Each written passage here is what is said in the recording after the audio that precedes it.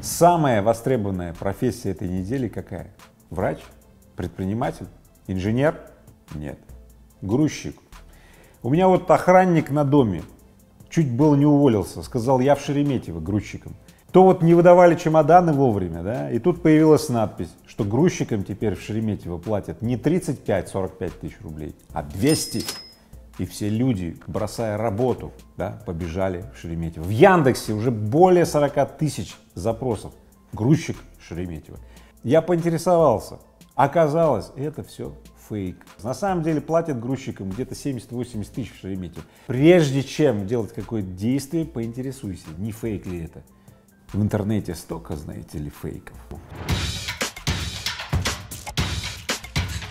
Привет, я Игорь Рыбаков. На этой неделе было много событий, и не все по бизнесу. Трэш, новости из Грузии. Видимо, это уже не остановить. Сначала мат в эфире в адрес нашего президента. Иди на... А теперь вот это. Генеральный директор грузинского телеканала Рустави-2 Николас Гварамия, или Гварамия? Николас Гварамия заявил о готовности мочиться в грузинские напитки, которые вывозят в Россию.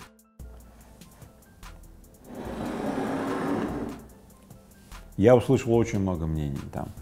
Ввести какие-то санкции против Грузии, ограничить какие-то перевозки там и так далее. Было столько инициатив. Слушайте, я однажды отправлял кровельные материалы в Грузию не из минеральных вод, там у нас завод, а из-за этих санкций мы везли, значит, из Минска, да, через Украину, да, потом на пароме до Грузии. К чему приводят эти все санкции? К тому, что хозяйственный комплекс страдает. На самом деле мы просто посидим здесь вот и помолчим, и подождем, пока грузинский народ сам сделает так, чтобы не позориться перед всем миром. Рубль подорожал. После заявления главы ФРС США к доллару и евро российская валюта за день отыграла больше половины рубля. Раньше такие новости меня очень сильно цепляли. Раньше, это лет 15 назад. Вот тоже бывало, что курс доллара начнет расти, я иду, бегу покупать доллары, да? Потом раз курс начинает падать, и я что, иду, продаю доллары, фиксирую убыток. На самом деле существует большая финансовая мафия, которая порождает вот эти вот заявления. Эти заявления провоцируют огромное количество непрофессиональных участников к совершению финансовых транзакций, ну, на покупку или на продажу. Поэтому, когда вы видите, слышите и ощущаете желание отправиться в обменный пункт, в банк или еще куда-то, не знаю, на какой-то сайт и купить валюту дорожающую, да, собственно говоря, и облигации, и акции и так далее, а особенно биткоин, знаете, что вас уже поимели. Электромобили Tesla, выпущенные в предыдущие годы, оснастят функций полностью автономного вождения. Об этом сообщил основатель компании Илон Маск. Как всегда в Твиттере. Маск красавчик. Обновление старых электромобилей будет бесплатным, однако лишь для тех владельцев, которые заплатили $6000.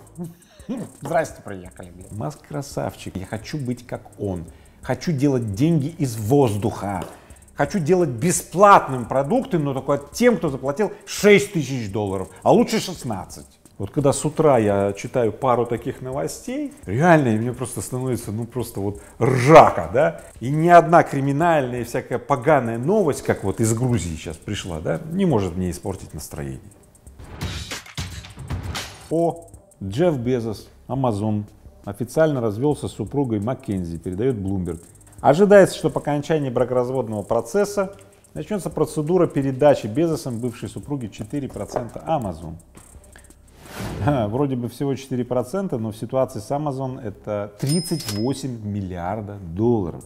Компания Amazon в ближайшие несколько лет подорожает в несколько раз. И поэтому Безос, не привыкший быть в лучах софитов, уже сейчас очень большим отрывом впереди планеты всей по состоянию. Ну и сейчас, когда он, в общем-то, делит семейное состояние, он притормаживает свой отрыв от всех остальных миллиардеров. Вот. Ну а семья, которая вместе прожила 25 лет, ну, я думаю, эта семья еще много чего наворотит.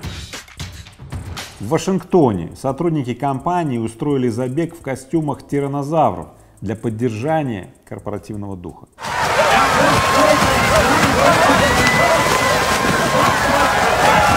Вот, ребята, вот вам пример, как компания, маленькая компания, устраивает ивент, выдает его под соусом, что мы вот корпоративной тут культурой там занимаемся, да, тимбилдинг и так далее, да, а получает всемирную известность, и теперь продукты этой компании на 2 года вперед расписаны. Все, дефицит. Да? Молодцы, круто, да? Классный бизнес. Используйте этот прием. До этого эта же компания бегала в римских тогах, да, теперь вот в динозаврах. Главное помнить, что и те, и другие плохо кончили. Падение Титана. Deutsche Bank увольняет 18 тысяч сотрудников. Главный банк Германии прекращает торговлю акциями, отказывается от большинства инвестиционных операций и сокращает персонал с 92 тысяч до 74 тысяч человек. Банк пережил трудные времена. Проблемы возникли после глобального финансового кризиса, когда в балансе обнаружилась прореха в 12 миллиардов евро. Однако тогдашний управляющий банка Йозеф Аккерман исказил отчетность и убедил акционеров в том, что средств достаточно.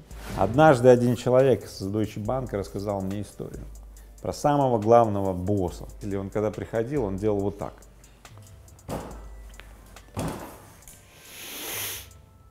То есть можно сейчас много говорить о том, что вот Йозеф, например, он скрывал от акционеров что-то, подделывал отчетность и так далее. Но дело в том, что это постоянно в крупных корпорациях. Вы что думаете, в Apple акционеры получают всю информацию? А, вы думаете, в Элон Масковской, значит, Тесле акционеры получают всю информацию? Да дыра в Тесле гораздо больше, чем акционеры думают. Поэтому в больших корпорациях всегда искажена отчетность. Размер искажений зависит от размеров компании. Потому что бардак в больших корпорациях такого размера, что на самом деле просто все посчитать, никаких ресурсов не хватит. Поэтому, когда дорого, богато и солидно выглядит, это не значит, что внутри порядок. Это значит просто, что над картинкой поработали. Ну что, на этом все. С тобой был Игорь Рыбаков. Развлекайся с умом и не попадай на бабки.